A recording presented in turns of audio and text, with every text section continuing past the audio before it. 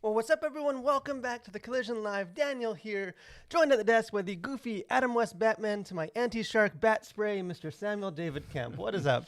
Oh, not much. Just excited about this new Batman movie. It's kind of getting some good. Yeah, it's not even just a Batman movie, it's the Batman. The Batman. The only Batman. Excited to be here. I'll be totally honest. I have not slept in about 3 days. Some of my old insomnia is returning to pay me a visit. I guess it missed me.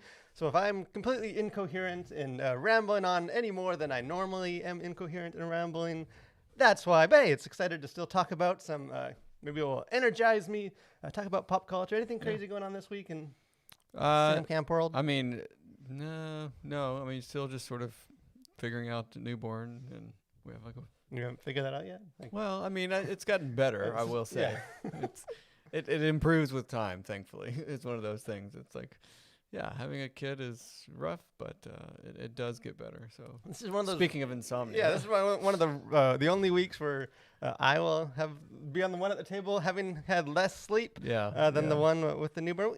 Again, thank you guys for joining us for our live stream like we do every week, just talking about pop culture because we love pop culture, and also just trying to kind of navigate it kind of from a biblical Christian worldview of how do we actually be present in the world that God has called us to be? How do we kind of wrestle with tough questions and just celebrate cool things like Batman when they come up. So encourage you guys, if you're watching us live, throw any comments, sort of join the conversation that we're having here, and we'd love to have a dialogue with you. But to kick things off, like we always do here on the Collision Live, we got pop culture news.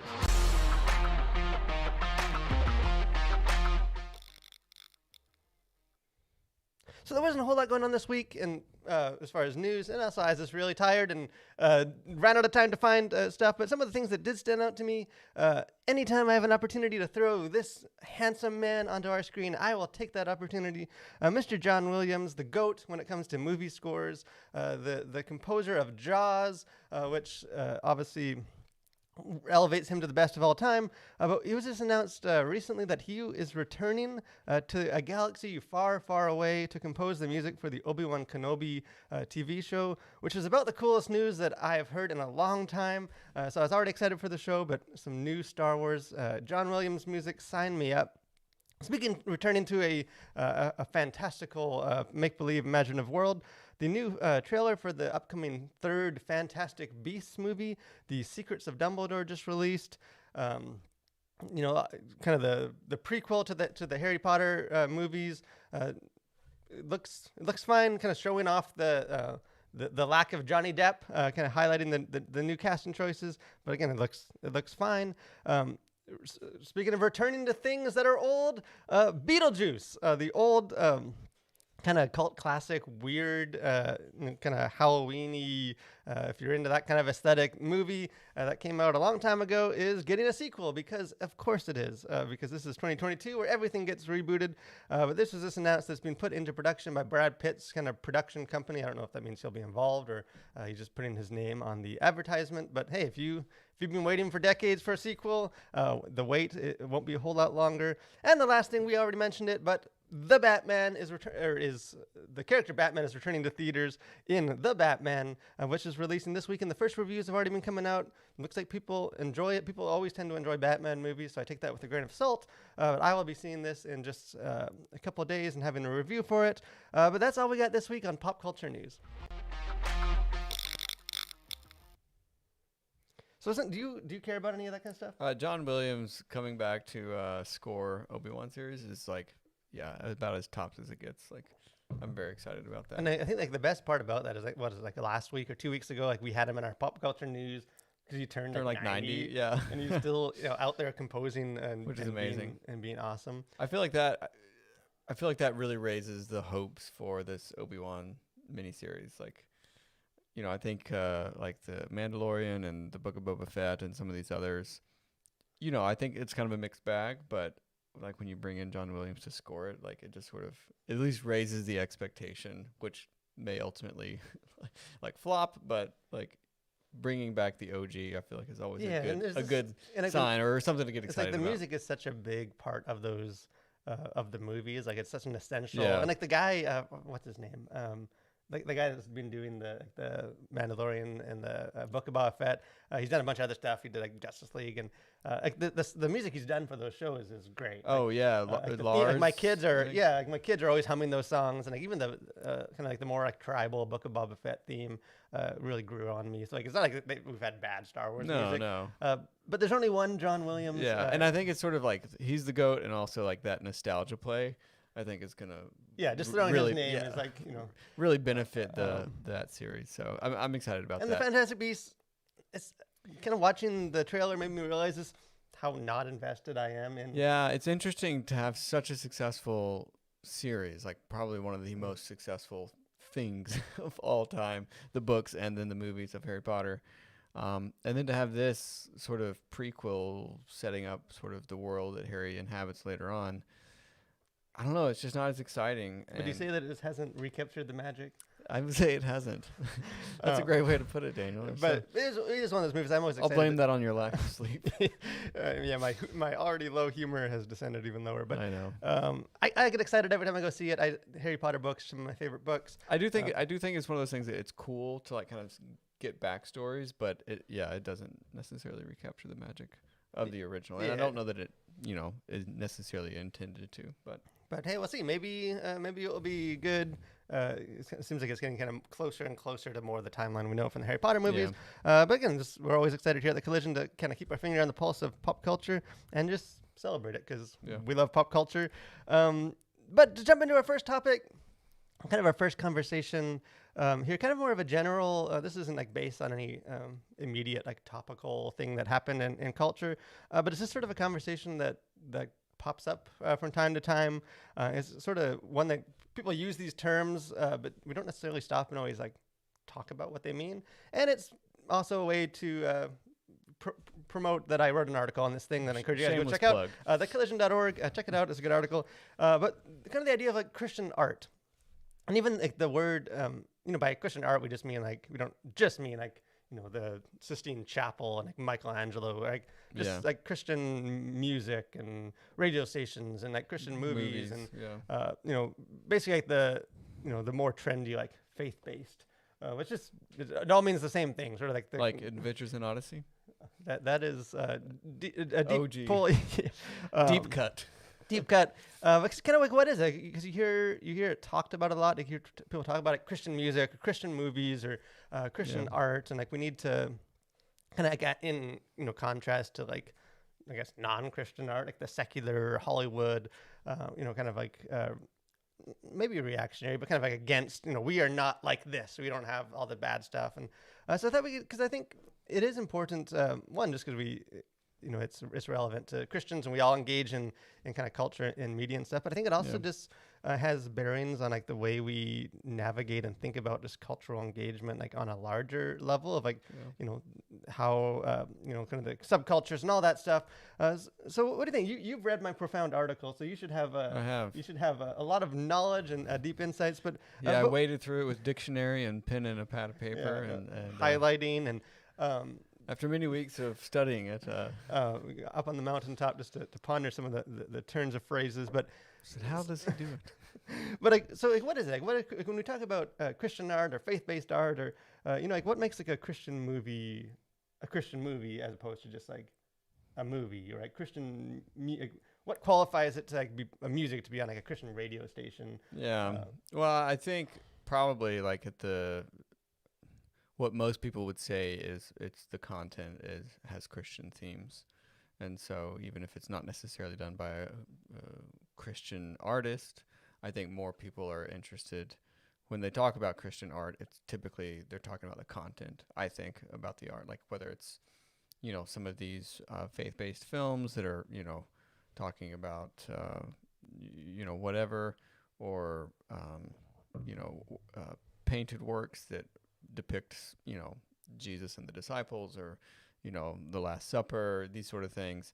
So I think it's more about, or at least most people would probably say that it's more about the content, that it's like promoting some sort of Christian value or Christian ethic or Christianity at large. Yeah, and like obviously, especially today, maybe probably more so than in the past, like, we assume that like the people, the musicians playing on like Christian radio stations like are Christian. We Right. assume some of that that Christian art is made by Christians. Like the awkward kind of tension there is just that at least like historically is like the Last Supper.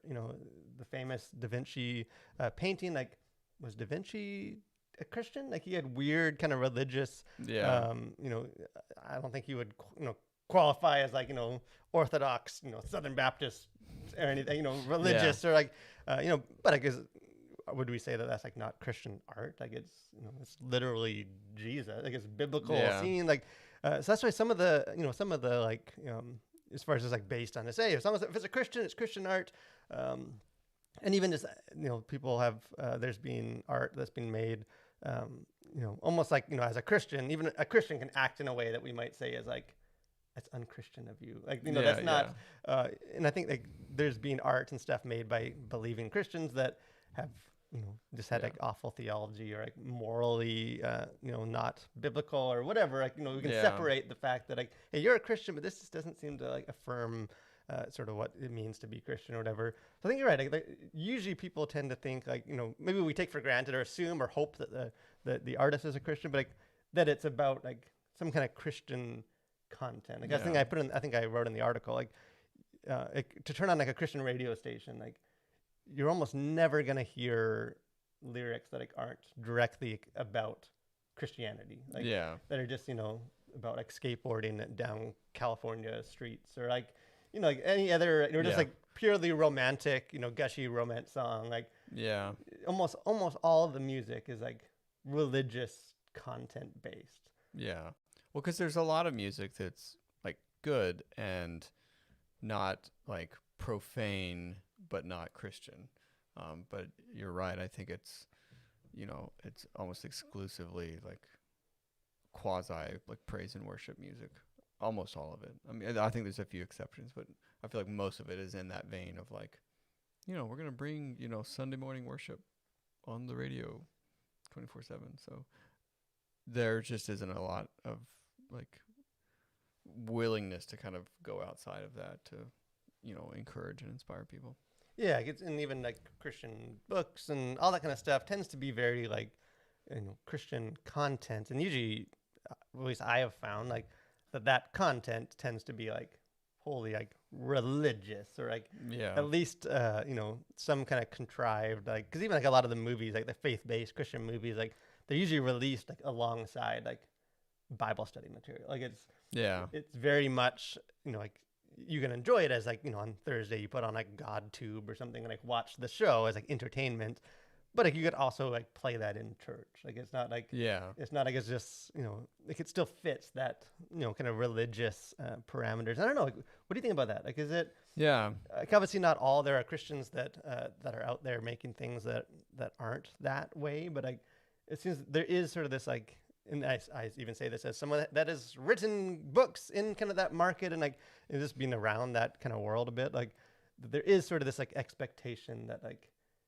there's got to be sort of a religious like either like purpose, like it has to like preach something or evangelize or like has to have all this like symbolism. And like because like I've mentored like young Christian writers who like agonized over like, this is my book, but like I just don't know how to make it Christian. Like I don't know how to like there's no symbolism, it's not preaching, like almost like there's like I have failed, like it's this fun like story about monsters or something, and it's like, but I don't really know how to like integrate my faith. Like I don't know. So so I'll turn it back on you then, since people have asked you that. So what would you say to someone who's written this, what they feel is a great story or vignette or novelette or novel or whatever, and it's not it's not following like the ABCs of the faith outline, or there's no like there's no tract at the back, or I don't know, like for me part of it is like even if that is like the standard, like it has to be like religious or like have some evangelistic purpose or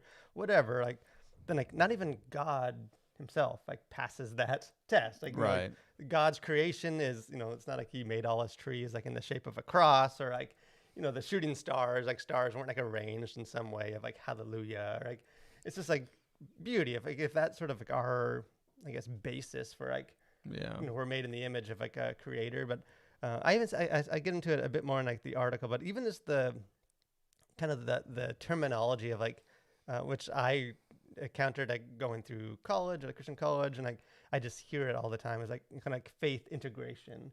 Even like my wife's a middle school art teacher, and like she's sort of told this through like the staff and stuff. Like, you know, you got to integrate faith into what you're doing, and like I don't know, like that always I get what they're saying, but like to me at least, like that's you're sort of starting from like a wrong platform of Yeah. like it establishes this like mindset of like, you know, here you have like art and like storytelling and stuff, and here you have faith, and they're very different, and you got to like take faith and somehow like force it onto this to make this Christian.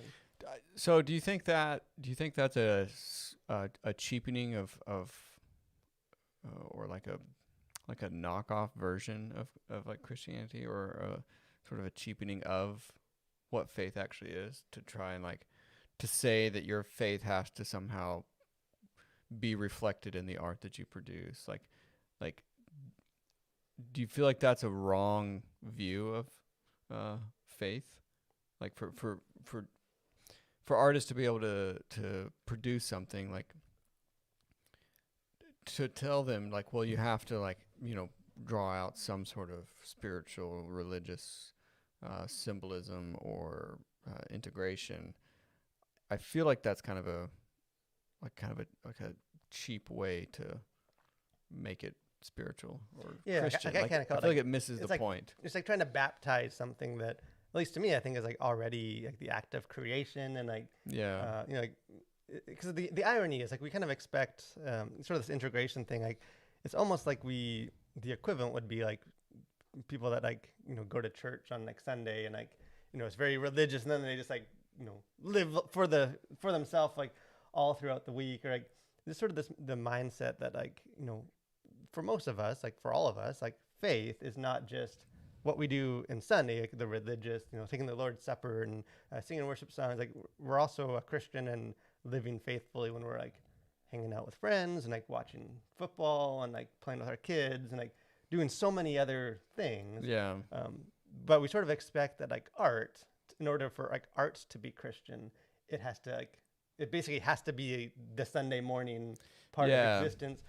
Do you think that's like a real Western thing, like an American thing, that like, because I feel like that's, to me, it feels like a very American approach to Christianity. Like, oh, well, it's just, if we just slap this label on it, if we just kind of make it, you know, maybe it's not good art, or it has nothing to do with the gospel, but if we just kind of put a sermonette at the end of it, or somehow make it like official, put the stamp of Christendom on it, then somehow it's okay. It's like a super like pragmatic sort of like utilitarian, like, yeah, it's not enough to just be you know, beautiful or like a great story. Like it has to, you know, but did you preach the gospel through that painting? Yeah. And like in interviews, did you talk about your faith? And like, yeah, this is, you sort of, I don't know. Yeah. It's like using it rather than just sort of like appreciating what art is. And in a lot of ways you end up like sapping the power of art by like, you're trying to make it like an evangelistic sermon. Well, and I think that's the thing too. It's like when you try and explain everything or tie everything back to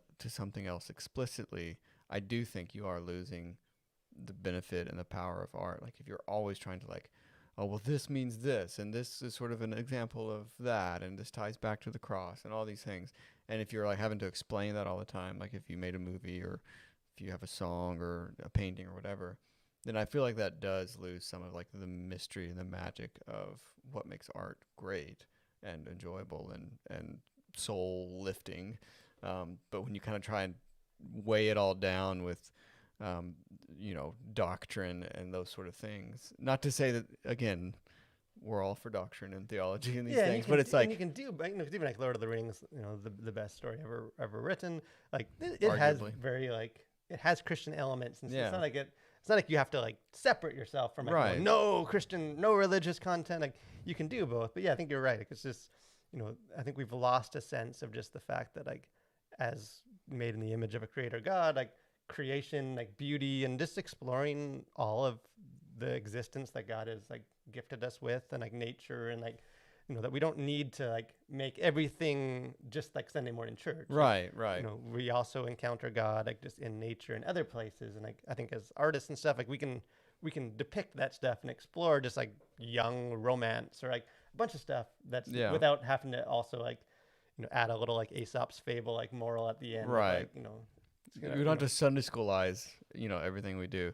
And I like Monty mentions in the comments here that he's been listening to Johnny Cash, and he's a great example of someone who has been able to kind of ride that both sides of the aisle there. Like he has a lot of secular songs, but he has a lot of Christian songs as well, and he's sort of an interesting. I mean, he's a legend, obviously, but like I think he is a good example of somebody who can kind of live in both worlds. And I think music is probably one of the easier ways to sort of, if you're a musician, to kind of both be Christian and also not explicitly Christian in like your musicality and songwriting and that kind of stuff. And I think there's a lot of Christians in music that aren't explicitly Christian in their music, if that makes sense. Yeah, and I don't even say maybe like rather than like especially Christian, like specifically like religious, because like I think there is a, cause like I don't think like some of Johnny Cash's songs and stuff that like aren't about gospel stuff. Like I would still say that those are still like some of those are still like Christian, like it's still very relevant and like from a kind of his art of his faith.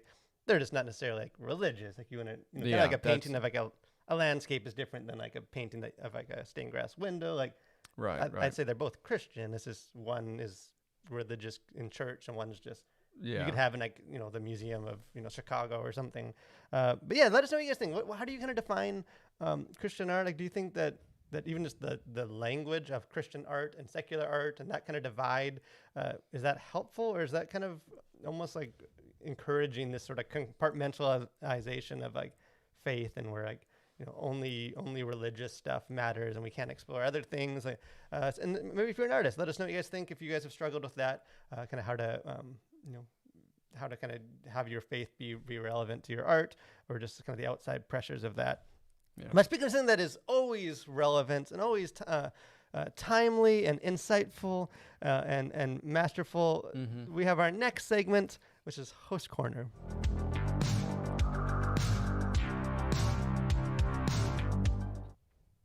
Well, speaking of exploration, I stumbled upon this amazing Instagram account called Bark Europa, and it is one of the only wooden sailing vessels to regularly visit Antarctica. And you too can be aboard this amazing vessel. And I was doing a little bit of digging on why it's called Bark Europa. And bark is actually kind of an old English term for like boat, which I think is just so legendary. But it's awesome. You can see their Instagram account, and it's this huge like pirate ship, I think. I mean, it's not a pirate ship, but I would pretend it was a pirate ship. And so you can live out your pirate fantasies aboard the Bark Europa and sail down to Antarctica, which is it would just be amazing. I think it's awesome. So that's my spiel, and I'm keeping it to a minute, so you're welcome.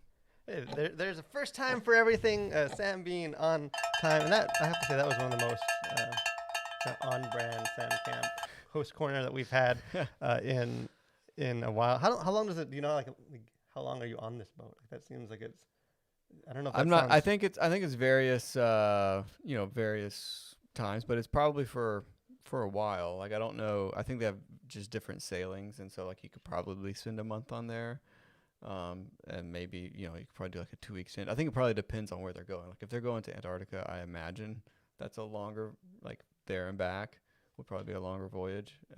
And then, I don't know where else they sail, but I just think, I mean, like it would be incredible to be on a huge, like 3-mast that would be pretty ancient ship. I mean, like, come on, like you would be wearing an eye patch every day, and just going around saying "arr."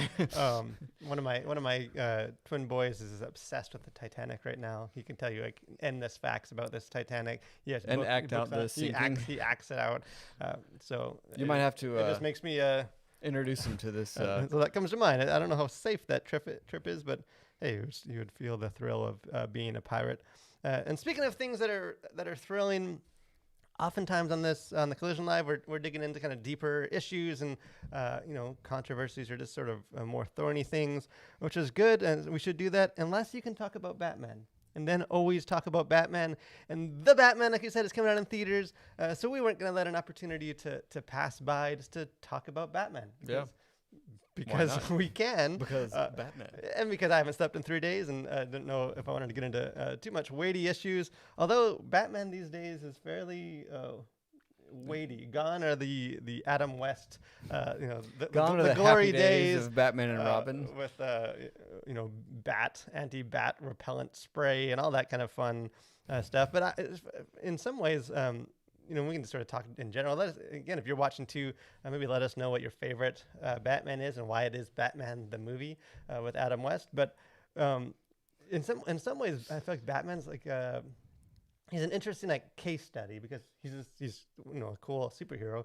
But if you kind of look through all of the Batman movies, it's sort of like a time capsule of how we viewed superheroes and how we compare the Adam West, pow, and just the over the top, goofy, silly Batman to the Batman coming out this weekend, which is just so dark and just so gloomy and angsty. I'm vengeance, and it's violent, and it's just in some ways it just kind of shows that because we tend to think of Batman as he's the real dark one, but if you even as I was looking through before the live stream, the different variations of Batman, he hasn't always been dark. There's he's maybe darker, but there's some more lighthearted takes on Batman, and there's Lego Batman, there's which is awesome, which is one of the best Batmans, a spoof of Batman that also loves Batman, but then we get into it, what makes Batman, what makes a good Batman, maybe the best Batman movies made, and even just as Christians, what do we do with a guy like Batman that's a little easier to our first topic is easier to make Superman Christian art and baptize him. It's a little harder to do that with Batman. With Batman, he's a metaphor for God's righteous judgment. Unnecessary evil. So I don't know. What do you think? When you think of Batman, what comes to mind with Batman? What makes? Well, I think first of all, Christopher Nolan's trilogy, The Dark Knight, is probably the best. I would have to say. I'll put that out there. Secondly, I think it's interesting because it explores weightier sort of corners of human emotion and ethics and morals and that kind of stuff that I think oftentimes can be kind of glossed over with a Superman type of character because it's sort of it's so black and white, and maybe Batman was maybe one of the first sort of quasi anti-hero heroes. He was sort of on the edge there between law and order and just kind of going full vengeance, which maybe he's going to do that in the Batman. I also think it's interesting, and I don't know if you would agree with me or not, but I feel having recently read The Count of Monte Cristo, I feel there's a lot of connections back to Alexander Dumas' Count of Monte Cristo to Batman. So I feel that's sort of the source material. I know the real rich kind of take justice in the I mean you people totally see that in The Count of Monte Cristo, and I was struck by that when I was reading that book, how much I feel Batman probably, I don't know the original creator of Batman and if they were familiar with The Count of Monte Cristo, but it feels it has a lot of similarities, which I think there's something about sort of I don't know, maybe secret identities and revenge and just sort of fly-by-night type of genre, I guess you could say, that I think just appeals to a lot of people. Yeah, and I think you said the secret identity. I think, at least to me, I think The Dark Knight is probably the best Batman movie. I know Monty, who commented earlier, he's a Dark Knight Rises apologist. He loves that movie more than a lot of people do. But to me, part of what makes a good Batman movie is actually Bruce Wayne. To me, and this is just my own take. I'm not a huge comic book guy, but every Batman movie like is advertised like this is how different it is, and like it's so a new take, and like to me every like character of Batman is, other than like the real goofy ones, is the same. Like there's only so much really you can do with like the guy wearing the suit, just sort of punching villains and new like, being dark. gadgets and new gadgets, toys and what, cars at or least whatever. to me, like what separates the Batmans is like the Bruce Wayne. Like what do you do? Sort of Right. that like juxtaposition of when he's not in his suit, and like because that character can change a lot more than just sort of the vengeance Batman. And I think that's even like the Christopher Nolan Batmans. Like I think part of the reason those are so good is that it sort of understood like the Bruce Wayne, and it wasn't because like even like you think of like Superman with his like ridiculous like he just like puts glasses on and no one can tell this like jacked up guy is happens to be Superman. But like a lot of like the kind of Clark, why alter do you keep egos disappearing every time the world is in danger? yeah, what like their other identity, like their human one or non superhero one, is like is often just to like hide. Like they're just trying to like blend in and like Trying to be normal. Like what they do to help people is like when they're the superhero. Where I feel like the cool thing with like Batman Bruce Wayne is there's sort of this tension between like he's also trying to help people as Bruce Wayne, and like he's this rich person. Like how do you kind of live and make a difference in your society, and like what are the limitations of that, where you have to like go put on a cape and start pounding some bad guys in the streets? Like it's just sort of that tension of like sort of the human kind of side, and then also this the, like vigilante. What you can't do without a mask and a cape. You know? Like when your philanthropy ends, the cape begins. Put that in on the movie poster. And one of the things too, I think that's cool about Batman, and even like when the Batman coming up, it looks like the city of Gotham is almost like it's always almost like its own character. Like it's the city is such a unique kind of thing. And one of the things that I think, at least from like a Christian perspective, with the character or like the Batman property, is this like it's usually not like Batman like solves cases or he like defeats like villains, but he doesn't necessarily like save the world or like save like usually Gotham is still a horrible, sinful, depraved city. It's just the Joker's in jail now or the next criminal. Like it's not like a Superman where it's usually kind of end in more of like a happy like we have been rescued and saved, and like I don't know, this is something about like the sort of highlighting like the brokenness, I guess, of like humanity, that it's like the perpetual brokenness, because there's always like, and I think there was like the Batman cartoon,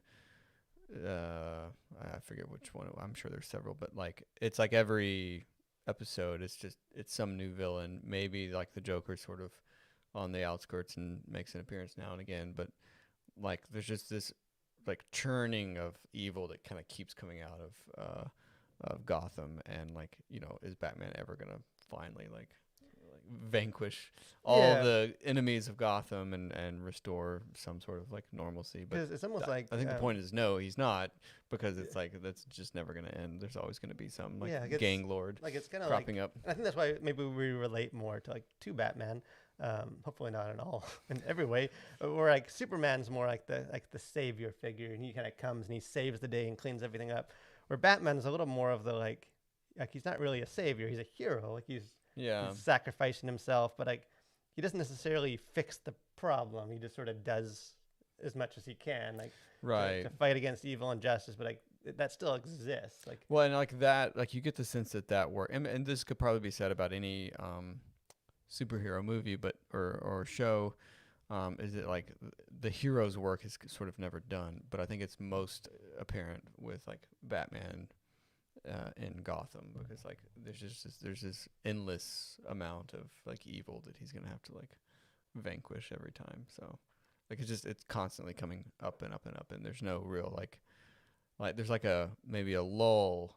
It's like where maybe it ends, and it's like there's just like lurking just around Batman the corner. takes his vacation and comes back to just the Penguin's shown up.